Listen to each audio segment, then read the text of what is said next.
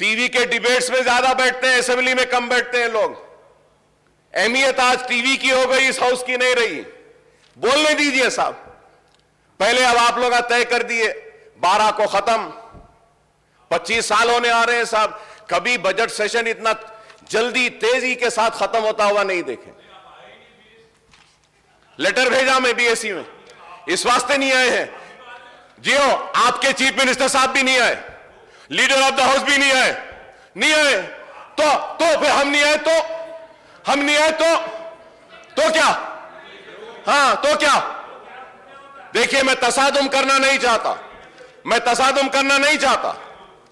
तो बोलना नहीं है, या तो आइए माइक पे आके बोलिए, बोलने दीजिए हमको। Please conclude. वही तो बोल रहा हूं मैं, तो आप माइक नहीं लेते, आप वैसे ही बोलते हैं। आप माइक लेकर बोलिए ना। अकबर साहब बोलिए आप। Please conclude. इतना गुस्सा आप लोग को, इतनी नाराजगी कि फिर क्यों भाई? बोलने दीजिए ना, बोलने दीजिए। शिकायत क्या है साहब, शिकायत क्या है बताइए। స్పీకర్ సార్, సభ అన్నప్పుడు కొన్ని మర్యాదలు కొన్ని పద్ధతులు ఉంటాయి సార్. ఇప్పుడు వాళ్ళ సభ్యులు ఉన్నది మొత్తం 7గురు, మాకున్నది 105 మంది. మరి 7గురు ఉన్న వాళ్ళకు మీరు గంట టైం ఇస్తే గంటల పాటు ఆయన గవర్నర్ ప్రసంగం మీద కాకుండా బడ్జెట్ మీద మున్సిపల్ పద్దు మీద మాట్లాడినట్టు మాట్లాడితే దానికి మేము అభ్యంతర పెడతా అంటే కూడా ఆయనకు ఆవేశం ఎందుకు సార్? రెండోది సార్, వారు మాట్లాడుతున్నారు మీరు బీఏసీ ఈ నిర్ణయం తీసుకున్నారు ఆ నిర్ణయం తీసుకున్నారని మాట్లాడతారు. ఆయన బీఏసీకే రాడు, వచ్చి ఏమైనా వాదించినా వచ్చి చెప్పినా విజ్ఞప్తి చేసినా మీరు వింటారు. శాసనసభ వ్యవహారాల మంత్రి ఉన్నారు, అక్కడికి రారు. అక్కడికి రాకపోగా పైపెచ్చి ఈ టర్మ్లో అసలు అసెంబ్లీయే జరగలేదన్నట్టు మాట్లాడుతున్నారు. ఆయన మర్చిపోతున్నాడు ఈ టర్మ్లో 2 సంవత్సరాలు కోవిడ్కి పోయింది, అది మర్చిపోతున్నాడు కన్వీనియంట్గా. అంటే అధ్యక్ష మాట్లాడేటప్పుడు ఆవేశంగా గొంతు పెంచి గొంతు చించుకుంటే దానివల్ల ఏం రాదు అధ్యక్ష. చెప్పాలనుకున్న పాయింట్ చాలా క్లుప్తంగా పద్ధతిగా మర్యాదగా కూడా చెప్పొచ్చు. గొంతులు చించుకున్నంత మాత్రాన చాలా గొప్ప వాళ్ళం అని ఆయన అనుకుంటే నేను చేయగలిగేది ఏం లేదు. కానీ ఒకటి మాత్రం వాస్తవం, the speech that you are making today is in response to the governor's address. I think you've been given ample opportunity for the number of legislators you have. You've been given ample opportunity. మరి మీరు వాళ్ళకి 7గురు ఉన్న వాళ్ళకి ఇంత time ఇస్తే మేము 105 మంది ఉన్నాం అధ్యక్ష, మాకెంత టైం ఇవ్వాలి అధ్యక్ష? మీరు మా వాళ్ళు ఇద్దరే మాట్లాడినారు, గంట మాట్లాడారు. ఆయన 7గురు ఉన్న ఆయన గంట మాట్లాడతాడు. ఇది ఎక్కడ పద్ధతి అధ్యక్ష? మీరు సమయపాలన కూడా మీరు చెప్పాలా, మళ్ళీ గవర్నమెంట్ హ్యాస్ టు రిప్లై. ఆయన సభానాయకుడు రాలేదని మాట్లాడతారు అధ్యక్ష. సభానాయకుడికి ఆయనకి ఏం పోలిక అధ్యక్ష? నాకు అర్థం కాదు. సభానాయకుడి స్థానంలో మా గవర్నమెంట్ తరఫున శాసనసభ వ్యవహారాల మంత్రి వచ్చినారు, ఫైనాన్స్ మినిస్టర్ వచ్చినారు, మా స్పోర్ట్స్ మినిస్టర్ వచ్చినారు, 4 మంత్రులు ఉన్నారు నిన్న బీఎస్సీ మీటింగ్లో. ఆయన రాకపోగా, లీడర్ ఆఫ్ ఆపోజిషన్గా ఆయన బాధ్యత నెరవేర్చకపోగా పైపెచ్చి ఇంకేదో మళ్ళీ మీదికి వెళ్ళి నిందాపూర్వకంగా మాట్లాడడం మంచిది కాదు. मैं अकबर साहब से भी रिक्वेस्ट करता हूं, आप आज गवर्नर स्पीच पे आपकी सजेशन, आपके इनपुट, आपके जो भी कमेंट्स है आप दे रहे हो, उस बात पे गवर्नमेंट जरूर रिप्लाई करेगी. But to make sweeping remarks saying the government is not functioning, ministers are not available, ఇది మంచిది కాదు అధ్యక్ష, మంచి ధోరణి కాదు. ఇప్పటికైనా వారిని సవరించుకోమనండి. మీరు కూడా సమయపాలన పాటించాలి అధ్యక్ష. ఎందుకంటే మరి మాకు కూడా అవకాశాలు రావాలి, మేము కూడా మాట్లాడాలి, మంత్రులు సమాధానం చెప్పాలా, ఇక్కడ చెప్పి మేము కౌన్సిల్కి పోవాలా. కాబట్టి ఇది కరెక్ట్ వ్యవహారం అయితే కాదు. వారిని కూడా దయచేసి సమయపాలన పాటించే విధంగా తమరు చర్య తీసుకోవాలని కోరుతా ఉన్నాను అధ్యక్ష. Please conclude. Honorable Speaker, sir. Sir, Honorable Minister Saab is a very learned man. He is also a senior man, very qualified, well educated. I just want to tell one thing is that I am not a newcomer in this house. And it is not for the first time that I am speaking here. I have spoken in Andhra Pradesh Legislative Assembly several times on vote of thanks for the governor's address also. And it is not that the first time or in this Telangana state being in number 7 or with 7 numbers we are being given or allotted 1 hour or 40 minutes. No, sir. You can go and check the records. Always in Andhra Pradesh Legislative Assembly also, the MIM party has been allotted good number of times and opportunity and longer time to speak. It is not the first time. आप 107 हैं, जरूर आप लीजिए, 2 दिन बात करिए, एतराज नहीं है इस बात पर. एतराज इस बात पे है कि टॉलरेंस लेवल किसका कितना है. आपका टॉलरेंस लेवल ही कम होते जा रहा है, टॉलरेट ही नहीं करना चाह रहे। अकबर हाँ, साहब, अगर अकबर ओवैसी यहां खड़े रहकर 1 घंटा तारीफ करेगा तो और 1 घंटा बोलेंगे। नहीं, उस देखिए, अरे देखिए, हेल्दी डेमोक्रेसी में एक दूसरे को सुनने की ताकत भी होनी चाहिए, अकबर साहब, तनकीद को भी सुनना चाहिए, जब ही डेमोक्रेसी मजबूत होती है। नहीं, अकबर साहब, There was a time when I used to speak, Roshea Saab was a finance minister, I used to criticize the government. He used to get up from his chair and come and tell me, Mr. Owaisi, you have spoken well. Very good young man, he used to say. I have seen so many chief ministers. Please conclude. और मैं यहाँ खड़े रह के बोल, आपने कहा कि अकबर साहब बीएससी में नहीं आए।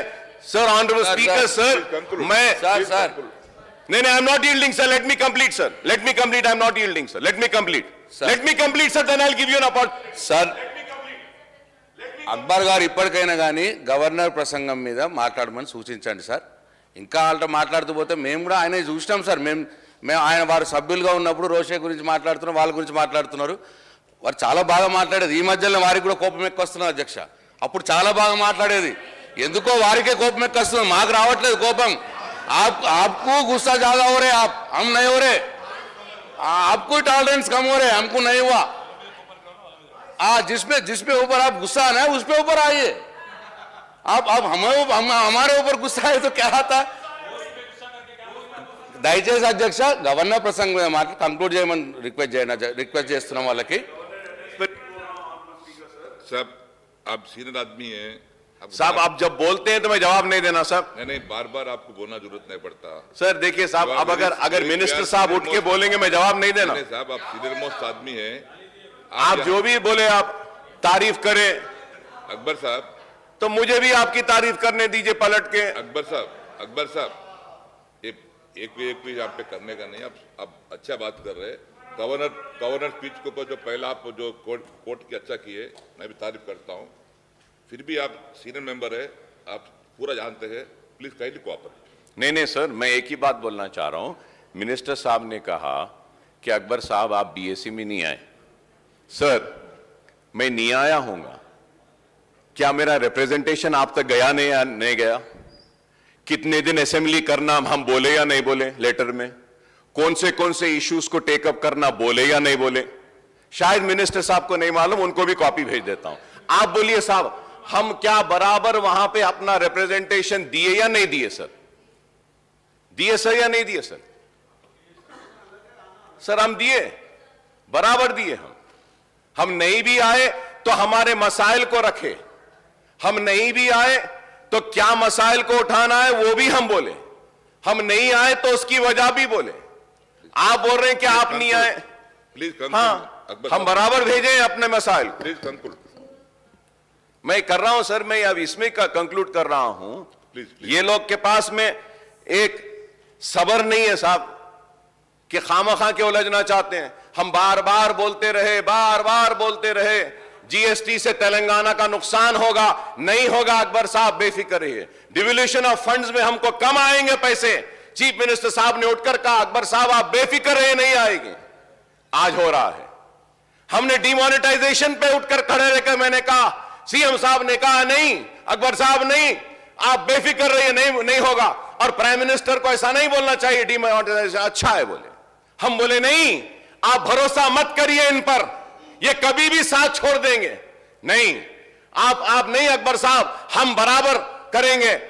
अब उसके बाद में वाइस प्रेसिडेंट के इलेक्शन में आपने साथ दिया, प्रेसिडेंट इलेक्शन में आपने साथ दिया बीजेपी का. लेकिन बीजेपी ने क्या किया आपके साथ? क्या किया बताइए. आगे बात करेंगे, टाइम है. आप हाँ साहब, मैं वही तो बोल रहा हूं. Please conclude on this. मैं गवर्नर के स्पीच में जा रहा हूं सर. Please conclude. मैं उससे हट नहीं रहा हूं. अब उठ के अगर बोल रहे हैं तो मुझे जवाब तो देना पड़ेगा. दे दिए. देना पड़ेगा ना साहब मुझे. दोनों भी. आप करीब होते रहे, इतने करीब होते रहे कि आपको दूर कर दिया गया. आज दूर हो गए तो वो बुरे हो गए. अरे हम यही बात कह रहे थे कि इतना करीब ना जाइए. खैर, इसके साथ ही साथ मैं मुबारकबादी देता हूं चीफ मिनिस्टर साहब को, टीआरएस पार्टी को भारत राष्ट्र समिति बनने पर कि तेलंगाना का राष्ट्र हो गया, अब आप भारत का राष्ट्र करने निकले हैं, आपको मुबारकबादी देता हूं। मगर उसके साथ ही साथ यह भी जरूर कहूंगा कि इस बात का भी ख्याल रखिए कि हम जब गए तो हमको बी टीम बोले, नहीं मालूम अब आपको कौन सी टीम बोलेंगे, नहीं मालूम कि आपको कौन सी टीम बोलेंगे। बस यहां पे दो ही लोग हैं, एक वो और दूसरे कौन है मालूम है, ये नहीं चाहते कि कोई तीसरा आए। तो होशियारी के साथ, समझदारी के साथ आगे बढ़िए। स्पीकर साहब, मैं ये बात भी कहूंगा कि 5 साल से मुसलमानों को कर्ज नहीं दिया गया, 5 साल से माइनॉरिटी फाइनेंस कॉरपोरेशन से कर्ज नहीं किया गया। नहीं सर, इसमें बोले माइनॉरिटीज का सबका अच्छा कर रहे बोल के, तो मैं बताना चाह रहा हूं कि 5 साल से दरखास्तें नहीं बुलाए गए। जब बुलाए गए तो 1.5 लाख से ऊपर आए, अब दरखास्तें बुलाए तो 2 लाख चिल्लर दरखास्तें आई हैं। पैसा कम है, पैसा दीजिए ताकि उन दरखास्तों को क्लियर कर सकें। इसलिए कह रहा हूं overseas scholarship, sir overseas scholarship बच्चों के कोर्सेज खत्म हो गए हैं लेकिन आज भी नहीं आए। 1.5 करोड़ रुपए, 150 करोड़ रुपए अगर दे देंगे तो पूरे पैसे आ जाएंगे।